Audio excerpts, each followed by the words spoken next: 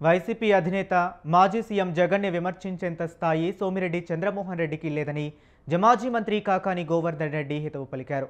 జగన్ మానసిక స్థితి బాగాలేదని వ్యాఖ్యానించడాన్ని ఆయన తప్పుపట్టారు.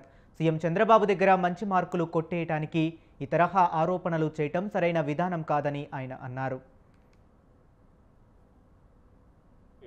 ఆయన మాట్లాడాడు, నాకు నవ్వు వచ్చింది. ఎవడన్నా కొంచెం కంప్యూటర్ పరిజ్ఞానం ఉండేవాడు డేటా సెంటర్ గురించి, డెవలప్మెంట్ సెంటర్ గురించి మాట్లాడు. ఏమీ తెలియనటువంటి వాడు ఈరోజు వెళ్ళి ఆయన డేటా సెంటర్ని డెవలప్మెంట్ సెంటర్ గురించి మాట్లాడుతున్నాడు. నీకు తెలుసా డేటా సెంటర్ ఏంటి, డెవలప్మెంట్ సెంటర్ ఏంటో తెలుసా? మాట్లాడగలవా నువ్వు?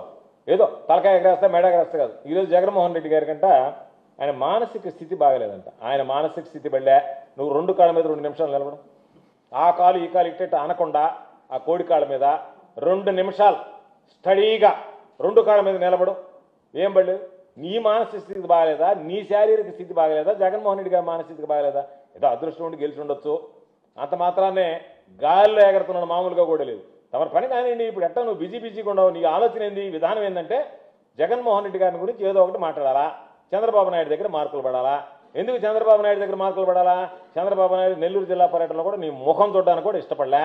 జగన్మోహన్ రెడ్డి గారిని గట్టిగా మాట్లాడితే కనీసం ఆ సింపతితోనే చంద్రబాబు నాయుడు నా మీద కొంత ప్రేమ వలకబోస్తాడని చెప్పి మాట్లాడడం తప్ప జగన్మోహన్ రెడ్డి గారి మానసిక స్థితిని గురించి, జగన్మోహన్ రెడ్డి గారి శారీరక స్థితిని గురించి, జగన్మోహన్ రెడ్డి గారి ఆరోగ్య స్థితిని గురించి, జగన్మోహన్ రెడ్డి గారికి 3 స్టంట్లు వేయలే.